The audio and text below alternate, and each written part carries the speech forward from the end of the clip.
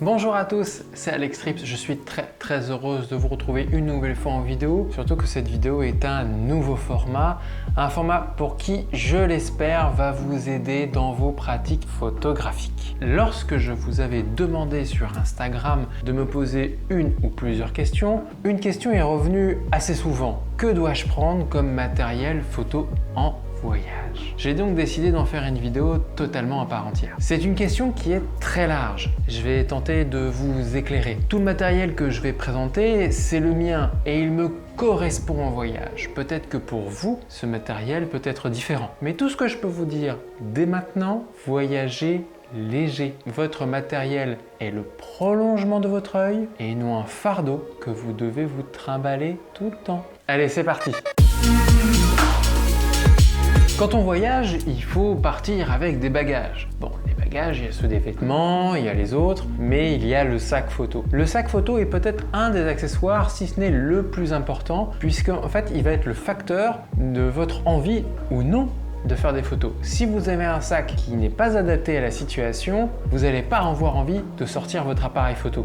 Et ça, c'est un problème. Quand on est en voyage et qu'on a vraiment envie de rapporter de belles images, il faut se donner toutes les cartes en main. Comme je vous le disais, on peut prendre soit un sac lambda, comme un bon vieux X-Pack quand on était jeune, avec une grande poche à l'intérieur qui est un grand fourre-tout, et avec une poche à l'extérieur très simple pour mettre 2-3 documents. Je pense que ce type de sac n'est pas adapté à une situation de voyage photographique. C'est peut-être ok pour... C'est peut-être ok... C'est peut-être... C'est peut-être ok pour se déplacer dans la ville auquel on habite, parce qu'on connaît les endroits et on a l'appareil à la main. Mais quand on voyage à l'extérieur et quand on se trimballe dans les transports, il faut quand même un minimum de sécurité. C'est pourquoi le sac photo est vraiment important. Un sac vraiment orienté photo. J'ai choisi un sac qui m'accompagne déjà depuis 2-3 ans et c'est un sac de la marque Manfrotto. C'est le Windsor DSLR. Et vous allez pourquoi il porte le nom de DSLR. Ce sac photo est compatible avec la taille des appareils photo de type réflexe. Donc les gros, il permet d'emporter son réflexe avec un objectif dessus et 2 autres objectifs dans le sac. En plus, on peut y mettre plein de petites choses et également un MacBook Pro de 16 pouces par exemple. C'est vrai que j'ai du mal à m'en séparer et à voyager plus léger là-dessus. Mais ce qui est intéressant avec ce sac, c'est sa disposition puisqu'il est coupé en deux. Vous avez une partie supérieure qui est un bon vieux fourre-tout. Pour nous les femmes, on peut y mettre le petit rouge à lèvres, plein de petites choses très sympathiques. Un pull, un petit carnet de notes, enfin plein de choses. Il y a également 2 poches à l'intérieur. Une poche avec un petit filet qui vous permet de mettre par exemple des cartes mémoire, vos clés, plein de petites choses et la fameuse poche pour entrer le MacBook Pro de 16 pouces et une partie basse qui est uniquement destinée à votre matériel photographique. Ce qui est très intéressant, très intéressant, c'est que c'est une poche amovible. On peut effectivement retirer avec difficulté, non, assez facilement en réalité. On peut effectivement loger tout son matériel photo dans cette petite poche qui possède des séparateurs scratchables, donc on peut mettre vraiment ce qu'on veut. Personnellement, j'y mets un seul appareil et une caméra. Pour avoir fait le test, on peut effectivement vraiment rentrer un réflexe avec un objectif important et un autre, voire même 2 autres sur le côté. La petite astuce, si vous avez un compartiment photo que vous pouvez enlever, ça veut dire que vous pouvez transformer cette partie ici qui est pour la photo en un seul et même sac à dos. Et ça, c'est bien pratique. Il est également possible avec ce sac de ranger un trépied ou une bouteille d'eau sur le côté grâce à une petite poche. En ce moment, j'y mets plutôt des masques parce que on est encore obligé dans certains pays de porter le masque en extérieur. J'espère pas trop longtemps. On peut effectivement donc, comme je vous disais, placer le trépied ici ou alors on peut le placer ici au niveau des lanières. Il suffit de desserrer ces dernières et on y loge vraiment très facilement le trépied. On a une poche également à l'avant, pas très profonde, qui permet de ranger des disques durs ou des filtres. Attention quand je parle de disques durs, des disques durs qui sont vides, parce que c'est une poche qui est malheureusement pas très sécurisée, donc on évite de mettre son disque dur avec toutes ses photos et de peur de tout perdre. Enfin, chose très importante, le confort. Le confort de ce sac, il est vraiment top. L'arrière est antitranspirant, les lanières dorsales sont molletonnées, donc on peut avoir ce sac sur le dos toute la journée, vraiment un fourre-tout bien rempli avec une partie matérielle bien lourde. on ne le sent pas de la journée. Tiens, et si je vous donnais une petite astuce, je vais même en donner deux. Sur ce sac, si vous voyez, il y a un accessoire ici et un autre là. Ce sont deux accessoires qui sont pour moi indispensables. Le premier est une attache rapide Black Design. Ça coûte un petit peu cher, c'est une soixantaine d'euros, mais ça vous permet d'accrocher votre appareil photo de manière sécurisée et surtout d'avoir un accès extrêmement rapide à ce dernier. Et vous n'avez pas besoin de sortir tout votre matériel, etc. Ça, c'est une chose qui est vraiment indispensable aujourd'hui, surtout quand on a de grandes journées de marche. Le mousqueton aussi. Le mousqueton, ça coûte rien et ça permet d'accrocher son appareil photo ou une petite caméra ou quelque chose de simple et de l'avoir aussi à disposition. Ça coûte rien. Imaginez même, vous achetez un petit souvenir. Le sac plastique, ça ne rentre pas dans le fourre-tout. Vous pouvez les mettre là-dessus. Comme ça, vous avez les deux mains libres. Vous pouvez faire des photos tranquillement. Voilà pourquoi le sac photo est vraiment un accessoire très important. Vous portez votre matériel toute la journée, il doit être confortable, vous correspondre, avoir un accès rapide. Personnellement, je préfère vraiment les accès rapides parce que ça vous permet toujours de sortir votre appareil photo au bon moment. Le but d'une photo de voyage, c'est justement de saisir le moment. Si vous faites de la photo de rue, c'est vraiment capital, c'est saisir le moment présent. Ne pas devoir se poser, prendre son matériel, le fermer, remettre son sac à dos. Là, le moment, il est perdu. Vous avez perdu l'instantané. Sauf à vous balader tout le temps à la main votre appareil photo, mais je pense qu'au bout d'un moment, vous en avez assez. C'est pourquoi le sac photo est vraiment important. Il vous permet de saisir l'instant présent. Maintenant que je vous ai présenté mon sac photo, je pense qu'il faut que je vous présente le matériel qui rentre. Quand je pars en voyage, je pars léger. Je prends un seul appareil photo avec une focale fixe et une petite caméra et je vais vous présenter tout ça. L'appareil que je vais vous présenter, vous l'avez déjà vu lors de ma vidéo FAQ. Un appareil photo à focale fixe de 28 mm, c'est le fameux Leica Q. Le Leica Q, c'est un appareil photo donc avec une focale fixe qui n'est pas interchangeable. Donc c'est-à-dire que je reste tout le temps avec 28 mm. Mais par contre, le Leica Q a un capteur plein format. Petit rappel, le plein format 24 par 36 mm. C'est la taille des pellicules argentiques. Pour les plus jeunes d'entre vous, vous les redécouvrez peut-être ou vous ne connaissez pas. Pour les gens plus âgés comme moi, j'ai débuté avec « ça me rajeunit pas tout ça ». Enfin bref, donc 24-36 focale fixe. Pourquoi je prends un appareil comme ça alors que je possède pourtant un réflexe avec une pléthore d'objectifs? Parce que tout simplement, ça m'oblige à me donner des défis. Le 28 mm, vous avez un angle de vue qui est assez large. On peut faire de vrais paysages avec, des paysages avec beaucoup de ciel, beaucoup de terre. La composition est beaucoup plus facile avec un 28 mm que sur un 50 mm pour faire des paysages. Mais je suis plutôt photographe de rue que les paysages. D'ailleurs, je vais vous laisser quelques petits exemples de photos que j'ai fait avec cet appareil et vous allez voir que ces photos, en fait, je suis proche des gens.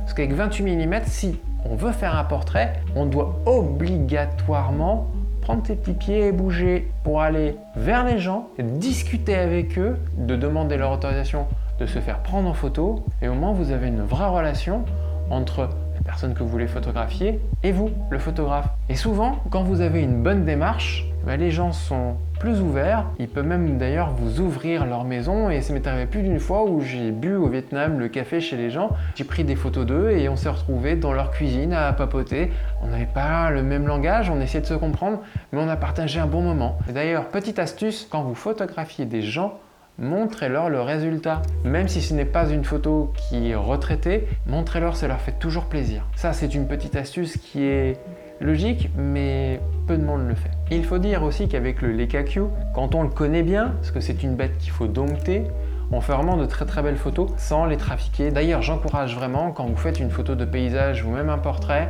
d'essayer de cadrer directement votre photo et de ne pas la recadrer en post-production. Ça donne beaucoup plus de force à votre photo. Donc je disais vraiment le couple objectif-capteur est vraiment parfait. On fait des photos qui sont assez exceptionnelles. On n'a pas besoin de faire une retouche énorme et ça c'est plutôt agréable et surtout on a un poids qui est compact, léger comme tout l'appareil. Vous voyez, il n'est pas très grand. J'ai envie de le sortir souvent. D'ailleurs, pour vous donner un exemple, il y a des moments où je me dis allez, je prends mon appareil photo et pendant 2-3 heures je ne vais faire que ça. Je vais prendre que des photos et je vais entre guillemets travailler parce que j'ai juste un petit outil dans la main qui me permet de le faire et j'ai pas un gros bazar énorme et ça me pousse à aller voir les gens, à rencontrer les gens et à voyager de la manière la plus humaine possible.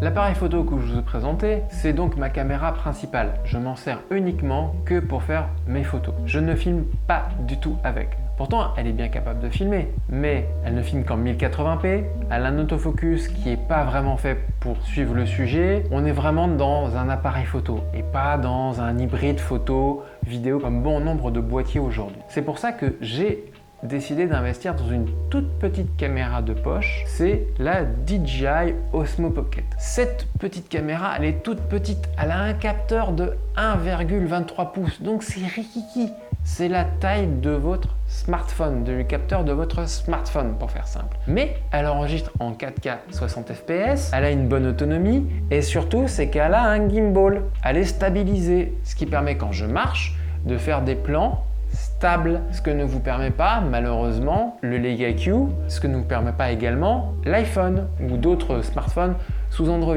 Donc c'est pour ça que j'ai vraiment choisi ce petit produit. Franchement, il est pas mal. Par contre, c'est la taille de son capteur qui m'embête un petit peu personnellement et c'est pour ça que j'ai investi dans le ZVE10 qui me filme actuellement, qui est une caméra un peu plus grande avec un capteur beaucoup plus grand. C'est un capteur APS-C, mais ça va me permettre de jouer sur la profondeur de champ. Parce qu'avec ça, votre profondeur de champ, elle est quasiment inexistante. Vous ne pouvez pas jouer avec. Le deuxième plan est fixe et le troisième plan est fixe. C'est très compliqué de jouer sur les bokeh, etc. avec ça. C'est pas fait pour ça. Par contre, c'est très pratique pour être très discret quand on filme. Même si je ne peux que vous répéter, allez vers les gens et essayez d'avoir leurs intentions, essayez d'avoir leurs expressions, leur vivacité, leur être tout simplement en leur demandant s'ils veulent bien être filmés ou photographiés. Mais pour des paysages, pour des plans d'ensemble, pour des choses extrêmement simples, c'est suffisant. Par contre, pas en lumière basse. Ça, il faut vraiment l'utiliser en lumière du jour. Vous avez un petit capteur encore une fois, les montées en ISO sont pas extrêmement bien gérées. Au-delà de 3200 ISO, ça commence à bruiter sérieusement et ça devient vite inexploitable. Mais c'est une caméra que je ne vais pas lâcher. Elle a filmé un bon nombre de vidéos. La saison 1 a été filmée avec ça, la saison 2 a été filmée avec ça, une grosse partie de la saison 3 a été filmée avec ça. C'est pas pour autant que je vais la lâcher, surtout que c'est tout petit, ça rentre dans une poche. C'est vraiment extrêmement pratique. Donc pour moi, c'est ma nouvelle seconde caméra. Vous pouvez aussi emporter pour des vidéos un peu plus action, bien sûr une GoPro. C'est petit, ça fait des images tout à fait correctes, surtout à partir de la 8. Franchement, les images sont pas mal. Je suis assez bluffé d'ailleurs par la 9. J'ai pas encore testé la 10 et j'espère prochainement. Mais ça prend pas de place et c'est facile. On peut prendre des images sous l'eau, en l'air, ça vous permet de sortir. Ça vous permet d'agrémenter votre reportage photo d'images un peu plus insolites, d'images qui sont par exemple prises sous l'eau. Voilà, ça permet de faire des choses différentes qu'un appareil photo classique ne permet pas si vous n'avez pas un boîtier pour aller sous l'eau par exemple qui coûte une fortune. Ça coûte 400 €, une bonne GoPro, on en trouve d'occasion pas trop cher. Donc ça c'est quelque chose qu'il ne faut pas se priver. Par contre on me dit souvent mais pourquoi tu n'as pas de drone? Tout simplement parce que je ne sais pas piloter un drone, je peux apprendre.